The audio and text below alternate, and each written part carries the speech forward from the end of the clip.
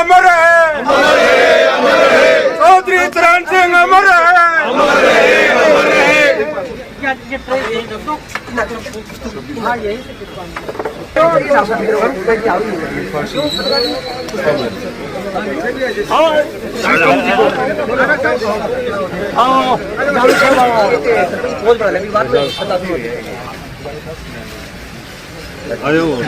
चौधरी चरण सिंह, चौधरी चरण सिंह जी। किसानों का नेता कैसा हो, चौधरी चरण सिंह जैसा हो। किसानों का नेता कैसा हो, चौधरी चरण सिंह जैसा हो। चौधरी चरण सिंह अमर है, चौधरी चरण सिंह अमर है। इंकलाब जिंदाबाद, इंकलाब जिंदाबाद। राजघाट तक चल के वहाँ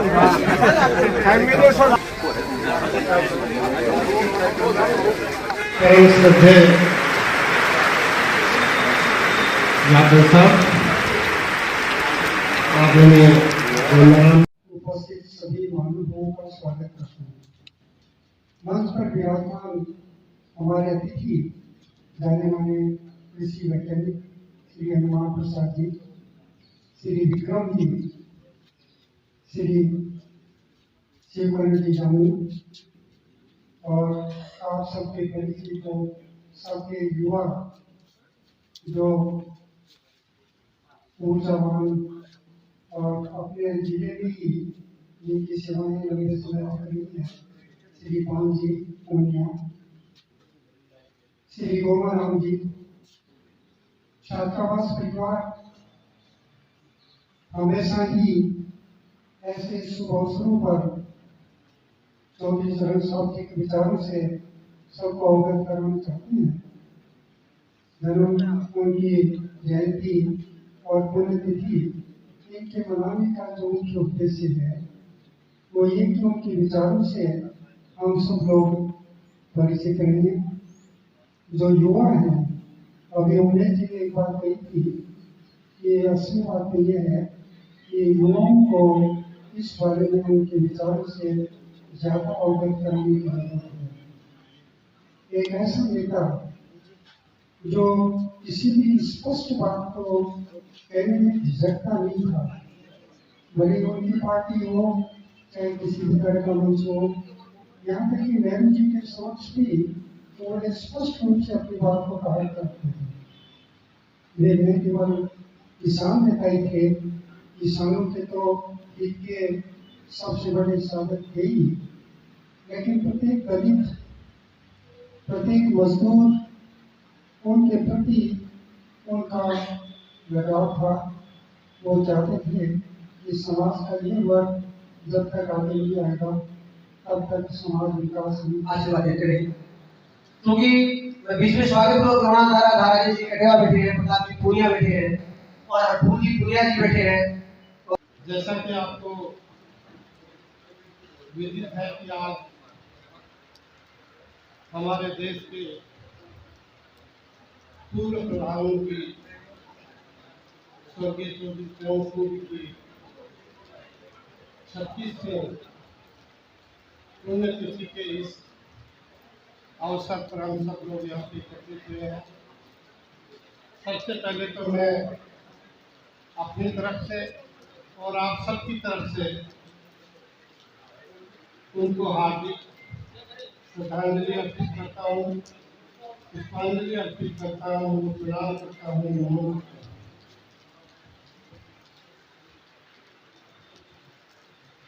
आदरणीय यादव साहब ने चौधरी साहब के बारे में संक्षिप्त सा परिचय दिया, इसी कड़ी में मैं ऐड करना चाहूँगा। जैसा कि आपको विदित है, चौधरी चरण सिंह जी मेरठ जिले के हापुड़ तहसील के छोटे से गांव नूरपुर में उनका जन्म 23 दिसंबर 1902 को चौधरी मीर सिंह के माता नेचो के घर में हुआ था। प्रारंभिक शिक्षा उनकी गांव में ही हुई। उसके बाद में मेरठ से उन्होंने 10वीं तक की शिक्षा प्राप्त की। इंटरमीडिएट उन्होंने आगरा से किया। ग्रेजुएशन साइंस में 1921 में और इसके बाद में 1923 में उन्होंने पोस्ट ग्रेजुएशन और कानून की पढ़ाई करने के उपरांत 1926 में उनकी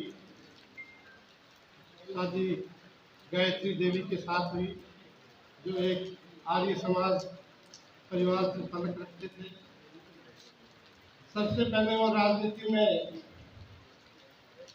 1947 में संसदीय सचिव बने। 51 में फिर वापस राजनीति में सक्रिय होकर यूपी सरकार के अंदर उनको मंत्री का पद मिला। 1959 में उत्तर प्रदेश के वो मुख्यमंत्री बने और 1977 में उसके बाद केंद्र में गृह मंत्री बने। 1979 में प्रधानमंत्री और वित्त मंत्री बने और अगस्त 2079 में उन्होंने जो देश का सर्वोच्च पद था उसको सुशोभित किया। प्रधानमंत्री के पद वो पहुंचे। बहुत छोटे से गांव से लेके और किसान परिवार से उन्होंने किसान के नाम को रोशन किया। वो गांव, किसान, गरीब, मजदूर के मसीहा थे। उनका एक ही चिंतन रहता था कि गांवों के अंदर खुशहाली कैसे आए, किसान समृद्धशाली कैसे बने। और उन्होंने एक नारा भी दिया था कि ग्रामीण भारत की असली भारत है। भारत की खुशहाली का रास्ता खेत और खलिहान से होकर गुजरता है। ये बिल्कुल कटु सत्य है। जब तक गांवों का विकास नहीं होगा, गांव समृद्धशाली नहीं होंगे, तो देश की विकास की और समृद्धशाली की बात करना ही छोटी बात है। जब हम आज़ाद हुए थे 1947 में, हमारे देश की जीडीपी में कृषि का योगदान 50% था और आज घट के 15% पे आ गया। खेती बाड़ी में जबरदस्त बदलाव आया है। किसानों की हालत में भी सुधार हुआ है। देश का उत्पादन भी बढ़ा है, विकास भी हुआ है और बहुत बड़े क्रांतिकारी परिवर्तन भी आए हैं देश के अंदर। ऐसी बात नहीं है। लेकिन जिस तरह से आज हमारे सामने जो चुनौतियां हैं और जो समस्याएं हैं खेती बाड़ी के अंदर और किसानों के सामने, वो बहुत ही चिंतनीय है।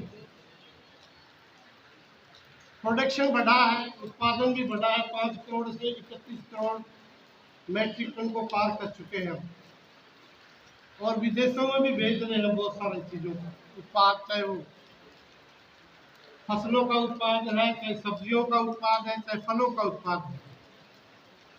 लेकिन आज जो सबसे बड़ी समस्या किसान के सामने है, उसका उत्पाद का उसका जो दाम है वो सही नहीं मिल रहा है।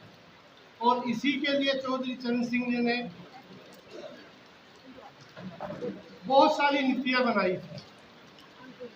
खेती के और कुटीर उद्योगों के लिए जब केंद्र के अंदर वो वित्त मंत्री थे, उस समय 40% बजट का प्रोविजन था, वो गाँव के लिए और कुटीर उद्योगों के लिए उन्होंने रिजर्व किया था। उन्होंने उत्तर प्रदेश के किसानों को अपनी जमीन का मालिकाना हक दिलाया था। जमींदार उन्मूलन विधायक भी पास किया। यूपी के अंदर चकबंदी कानून को लागू किया। उन्होंने बड़े क्रांतिकारी फैसले लिए और कभी भी उन्होंने अपने नीतियों से अपने सिद्धांतों से समझौता नहीं किया, जिसकी वजह से आज हमारे देश के किसान ने भी तरक्की की है और हमारे देश में भी बहुत जबरदस्त बदलाव आया है। मैं आपको एक निवेदन करना चाहूँगा, जिस तरह से देश की जनसंख्या बढ़ रही है और हमारे जो प्राकृतिक संसाधन हैं, जल, जमीन और जंगल धीरे धीरे घटते जा रहे हैं, सिमटते जा रहे हैं। हमारे देश की जो जनसंख्या बढ़ रही है 1 करोड़ करीब 50-60 लाख, इसके लिए एडिशनल हर साल करीब लाख टन अनाज की अतिरिक्त आवश्यकता पड़ती है।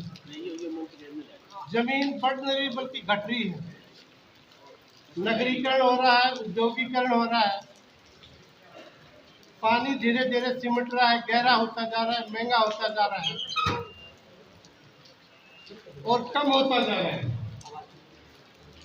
तो इन सारी परिस्थितियों को देखते हुए हमें बहुत ही योजनाबद्ध तरीके से और समयबद्ध तरीके से खेती बाड़ी के तौर तरीकों में रीओरिएंटेशन करने की आवश्यकता है।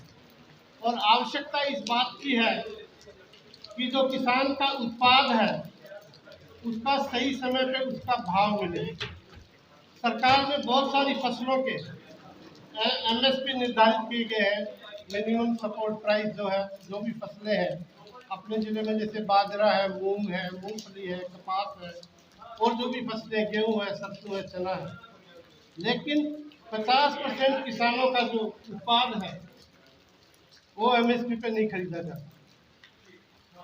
अभी आपने देखा होगा कि बाजरा पूरे राजस्थान में, हम पूरे देश का 40% बाजरा पैदा करते हैं, लेकिन पिछले 4-5 साल में किसी किसान का एमएसपी पे बिका है क्या बाजरा?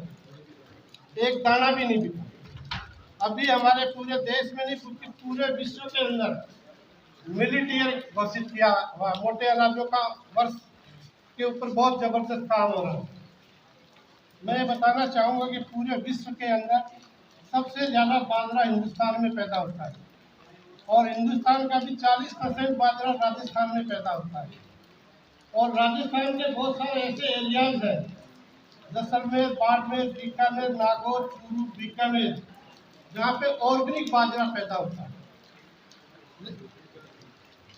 वहाँ पे रसायनों का नाममात्र का प्रयोग होता है, रसायन कोई डालता ही नहीं है, जानता ही नहीं है उस एरिया में। अगर वाकई में इस पे काम करना चाहती है सरकार, चाहे वो केंद्र सरकार हो चाहे वो राज्य सरकार हो, तो क्यों नहीं राजस्थान के किसानों को बाजरे पे स्पेशल इंसेंटिव दिया जाए। मैं ये बताना चाहूँगा कि अगर अब प्रोडक्शन बढ़ाने की संभावना है तो सिर्फ और सिर्फ राजस्थान के देश में। आज पूरे देश का सबसे बड़ा राज्य है राजस्थान, 10% एरिया है हमारे पास में, और हमने बहुत सारी फसलों के अंदर कीर्तिमान बनाए हैं। राजस्थान प्रदेश में पिछले 10 साल के अंदर राष्ट्रीय स्तर पर 3-4 अवार्ड जीते हैं, चाहे वो आपके दाल उत्पादन की बात करें, चाहे तिलहन उत्पादन की बात करें। 51% सरसों राजस्थान में पैदा होती है। 80% से ज़्यादा हम मसाले की खेती करते हैं जो पंजाब और हरियाणा में जाता है। उसके लिए काफ़ी लंबे समय से लड़ाई लड़ी जा रही है। हमारे जिले के माननीय सांसद आदरणीय श्री शीशराज जोला साहब ने बहुत अच्छा प्रयास किया था इसके लिए, बात को काफ़ी आगे तक भी बढ़ाया। पंजाब और हरियाणा के अंदर अधिक पानी की वजह से प्रोडक्शन कम हो रहा है, जमीन दलदल हो रही है। वहाँ पे पानी की कमी से तो प्रोडक्शन कम होता ही होता है, पानी की अधिकता से भी प्रोडक्शन कम होता है। अगर प्रोडक्शन बढ़ाने की गुंजाइश बची है तो वो सिर्फ और सिर्फ राजस्थान स्टेट के अंदर। तो राजस्थान में अगर पानी की व्यवस्था हो जाए, इसके ऊपर मैं बार बार ये कहता हूँ कि जब बरसात का समय होता है, पंजाब, हरियाणा, हिमाचल में जब जोरदार बरसात होती है तो घग्गर फ्लड का पानी है वो हनुमानगढ़, गंगानगर होता है और फ्लड को क्रॉस करता है पाकिस्तान में जाता है और वो नाली महीनों तक चलती है और पाकिस्तान को मुआवजा देना पड़ता है। उस पानी को क्यों नहीं इधर मोड़ दिया जाए? जो घग्गर फ्लड का पानी है उसको अगर सीकर, झुंझुनू, चूरू, नागौर ऐसे एरिया में पहुंचा दिया जाए तो जो नीचे वाला पानी है उसका जल स्तर भी बढ़ जाएगा और हमारे प्रदेश का प्रोडक्शन भी बढ़ जाएगा। इस अवसर पर हम लोग सब इकट्ठा हुए, आदरणीय कार साहब ने सारी बातें बता दी। इस शॉर्टकट में कहना चाहूंगा कि हम सभी लोगों को आदरणीय हमारे चौधरी साहब जो आदर्श उनके नियम कानून कायदे थे, सिद्धांत थे, उन सिद्धांतों को हमें मानने की जरूरत है, अपनाने की जरूरत है। और हमें सबको पता है उनके क्या विचार थे देश के प्रति, किसानों के प्रति, वो हमें फॉलो कर रहे हैं। उनमें एक खासियत थी, ना किसी जाति ना कोई धर्म, उन सबसे परे हट के काम करते थे, पूरे देश के लिए काम करते थे। तो हमें चाहे कुछ नहीं बोलूँगा क्योंकि काम काफी लंबी लाइन है और डॉक्टर साहब ने जो बताया तो सब कुछ आ गया, कुछ बचा नहीं है। तो मैं जो साहब को नाम करता हूँ, प्रणाम करता हूँ। जय हिंद, जय भारत।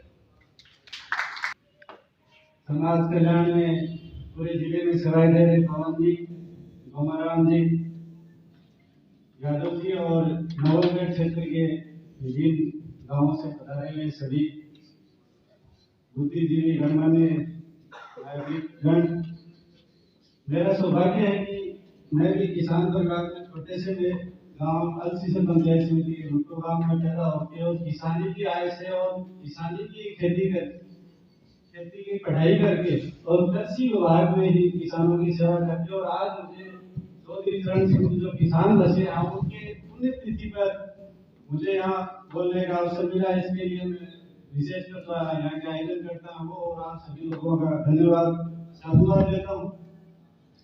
जैसा कि हमारे गुरुजी डॉक्टर हनुमान प्रसाद जी ने चौधरी साहब के जीवन के बारे में बताया, उनका जो किसानों के प्रति एक महत्वपूर्ण जो कार्य था, 1946 में वो पहली बार असेंबली में पहुंचे थे और उस टाइम जेपी पंत यूपी के मुख्यमंत्री हुआ करते थे और चौधरी साहब को प्रथम बार संसद के सचिव बनाया गया था।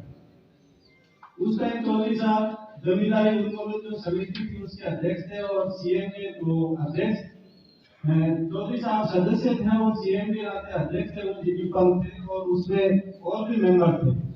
तो जो ये प्रस्ताव चौधरी साहब ने समिति में रखा तो जो अदर मेंबर थे उन्होंने इसका विरोध किया, लेकिन जीपी पंत जो सीएम थे वो उस चीज को से काफी प्रभावित थे चौधरी साहब की, तो उन्होंने उस समिति को भंग करके और नए दूसरी समिति बनाई जिसमें चौधरी साहब ने ये प्रस्ताव रखा जमींदारी उन्मूलन और भूमि सुधार अधिनियम जो 1949 में पास हो गया और जब 1951 में यूपी में दोबारा सरकार बनी तब चौधरी साहब कैबिनेट मिनिस्टर बने और उनको कृषि राजस्व और पशुपालन विभाग दिया गया था। तो 1952 में ये अधिनियम जो लागू हुआ कि जो किसान खेती कर रहा है उसको उसकी जमीन का हक मिले, तो किसानों के पक्ष में ये बहुत ही महत्वपूर्ण योगदान था चौधरी साहब का।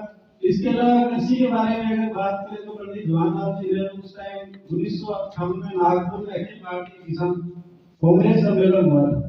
उसमें जैसे अभी पीछे 3 कानून आए थे कृषि के, वैसे एक कृषि सहकारी प्रस्ताव पंडित जवाहरलाल नेहरू जो प्रधानमंत्री थे उन्होंने पेश किया था। तो एकमात्र चौधरी चरण सिंह जी थे जिन्होंने उस कृषि सहकारी कृषि प्रस्ताव का विरोध किया।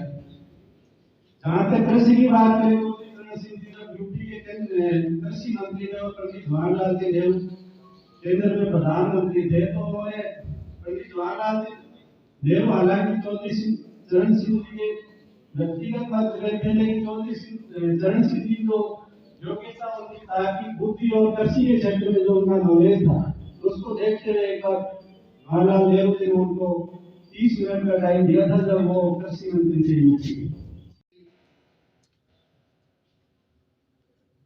लेकिन बड़ा खेद का विषय है कि जो समय चल रहा है, मुझे भी दुख है, आपको भी दुख होना चाहिए कि उनके विचारों को हम भूलते जा रहे हैं। हम अपने पूर्वजों को, हम अपने महापुरुषों को और हम अपने जो आदर्श पुरुष हुए हैं, जो हमको आदर्श का रास्ता दिखाया, उनको भूलते जा रहे हैं। आज का दिन चौधरी साहब की रीति नीति और उनके विचारों को आत्मसात करने के संकल्प लेने का है। वजह यह है कि किसानों के लिए कोई प्रायोरिटी नहीं है हमारे देश के अंदर। जब एक तरफ तो किसानों को अन्नदाता कहा जाता है और दूसरी तरफ किसानों को जो सुविधाएं मिलनी चाहिए जो प्रायोरिटीज होनी चाहिए, जैसे हमारे पूर्व प्रधानमंत्री चौधरी चरण सिंह जी ने कहा था कि गांव का जो विकास है, देश का जो विकास है, वो गांव, खेत और खलिहान से होकर गुजरता है। ये बिल्कुल कटु सत्य है। जब तक गाँव का विकास नहीं होगा, जब तक हमारे देश का विकास होना बहुत असंभव है। इसी बात को लेकर मैं और निवेदन करना चाहूँगा। वैसे तो हमारे देश के प्रधानमंत्री कहते हैं कि किसानों की आमदनी दुगनी होनी चाहिए और 1 ड्रॉप मोर क्रॉप का नारा दिया है उन्होंने, लेकिन वास्तविकता कोसों दूर है। इन द सेंस कि इस साल का जो बजट है, हमारे देश का जो भारतीय कृषि अनुसंधान परिषद का जो बजट दिया गया है, उसमें भी काफ़ी कटौती की गई है। कटौती इन द सेंस कि जब शिक्षा और अनुसंधान में ही पैसा नहीं मिलेगा तो कृषि का विकास कैसे होगा। आज भी हमारे देश का जो कृषि का जो बजट है वो 3% के आसपास है, जो कि खेती से जुड़े लोग हैं वो 60 से 65% है। जब तक हमारे कृषि का बजट नहीं बढ़ेगा तो सारी बातें अधूरी हैं। मिनिमम कृषि के ऊपर 10% का बजट रखना चाहिए। बजट बढ़ाने की आवश्यकता है, क्योंकि भारत एक कृषि प्रधान देश है और प्रोडक्शन और प्रोडक्टिविटी क्या बढ़ रही है, पानी कम हो रहा है, ज़मीन कम हो रही है, लोगों की आवश्यकताएं बढ़ रही है। तो कम से कम जगह के अंदर, कम से कम समय के अंदर, कम से कम खर्चे के अंदर और कम से कम पानी के अंदर उत्पाद को बढ़ाना है और जो सॉइल हेल्थ पे एडवर्स इफेक्ट आ रहा है उसको मिनिमाइज करना है और पर्यावरण को भी बचाना है। ये सारी चीज़ों को रखते हुए ऐसी कोई हमारी कार्य योजना बने पूरे प्रदेश में और पूरे देश के अंदर, तभी कुछ किसान का भला हो सकता है। बार बार भारत रत्न देने जैसी भी मांगे उठती रही हैं। जी, मिलना चाहिए था, बहुत पहले मिलना चाहिए था। जो उन्होंने किसानों के लिए जो काम किया है वो ऐतिहासिक काम किया है। जो किसानों का जो जमीन का मालिकाना हक दिलाने में सबसे बड़ा योगदान चौधरी चरण सिंह जी का ही है। बहुत बड़ा काम किया उन्होंने, किसानों के लिए ऐसी योजनाएं बनाई उन्होंने। किसानों के लिए जब वो केंद्र के अंदर वित्त मंत्री थे, वो प्रधानमंत्री थे, तब गाँव के जो कुटीर उद्योग है उसमें 40% के बजट का प्रोविजन रखा था उन्होंने। तो ये बहुत बड़ी बात है। जब तक गांव का विकास नहीं होगा और किसान का विकास नहीं होगा तो देश का विकास होना असंभव सी बात है। आज भी पूरे देश का जो जमीन आधारित उद्योग है वो सबसे बड़ा उद्योग कृषि है। कृषि से सब रॉ मटेरियल मिलता है हमें, चाहे कपड़ा उद्योग की बात करें, चीनी उद्योग की बात करें और आपके दूसरे जितने भी उद्योग हैं, चाहे वो फार्म मशीनरी की बात करें, सारे के सारे जो इंडस्ट्री है वो ज़मीन से और खेती से जुड़ी हुई है। जब तक इसका विकास नहीं होगा, इसके ऊपर ज़्यादा फोकस नहीं देंगे हम, जब तक हमारे देश का विकास होना असंभव सी बात है।